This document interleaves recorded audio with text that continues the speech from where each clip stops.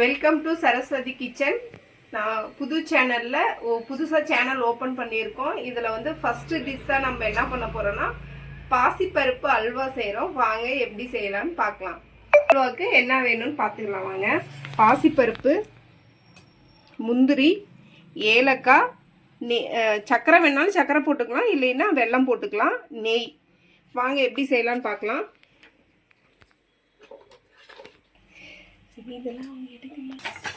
பாசிப்பருப்பு இப்படி வறுத்துக்கலாங்க.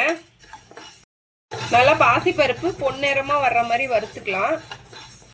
பாசிப்பருப்பு பாருங்க நல்லா சிகப்பா வறுத்தாச்சு. இப்போ வந்து நாம் வந்து இதை வந்து குக்கர்ல போட்டு வேக வச்சுட்டு காமிக்கிறேன் எப்படின்ட்டு.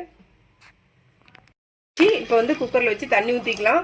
கொஞ்சம் தண்ணி ஊற்றி இது வேக வச்சு எடுத்துக்கலாம். ஒரு 3 விசில் விட்டு எடுத்துக்கலாம். பாருங்க பருப்பு வேக வச்சு மிக்சியில் போட்டாச்சு. இப்போ மிக்சியில் பாருங்கள் இப்படி ஒன்றா பார்த்தியா நல்லா வெந்த மாதிரி எடுத்துக்கணும். இது ஒரு மிக்சியில் போட்டு ஒரு அடி அடிச்சுக்கலாம். இந்த மாதிரி அடித்து எடுத்துக்கணும். எடுத்ததுக்கப்புறம் நம்ம எப்படி செய்யலாம்னு பார்க்கலாம்.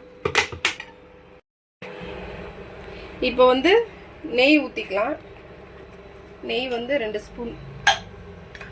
நெய் நிறைய பிடிக்கும். 2 ஸ்பூன் நெய் ஊற்றிக்கலாம். முந்திரி போட்டுக்கலாம். முந்திரி வறுத்து ஃபஸ்ட்டு எடுத்துக்கலாம். நல்லா செவந்துருச்சு பாருங்க. இப்போ முந்திரி எடுத்து வச்சுட்டு இந்த பருப்பு இப்படி போட்டுக்கலாம்.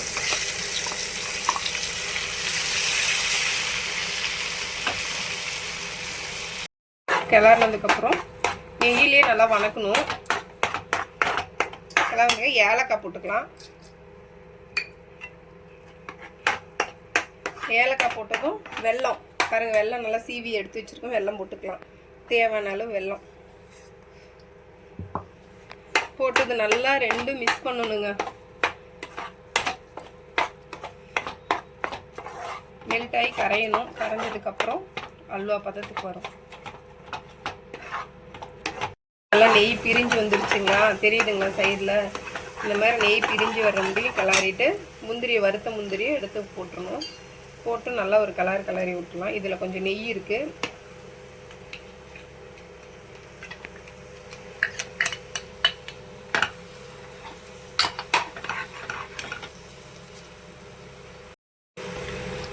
கொஞ்சம் பச்சை கற்பூரம், ஒரு சிட்டிகை பச்சை கற்பூரம் போட்டுக்கலாம்.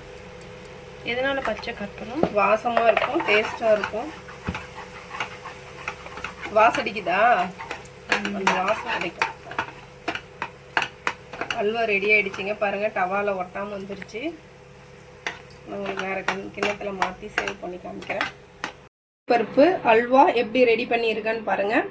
நீங்களும் செஞ்சு பாருங்கள். செஞ்சு பார்த்துட்டு டேஸ்ட் பண்ணி பாருங்கள். நல்லாயிருக்கும். இது வெள்ளத்தில் செஞ்சனாலும் உங்களுக்கு இந்த கலரில் இருக்குது. இதே நீங்கள் சர்க்கரையில் செஞ்சிங்கன்னா உங்களுக்கு வெள்ளை கலரில் கிடைக்கும். எப்பயுமே நம்ம வெல்லம் தான் செய்யணுங்க. அதனால் வெள்ளத்தில் செஞ்சுருக்கேன். சாப்பிட்டு பார்த்துட்டு லைக் பண்ணுங்கள்.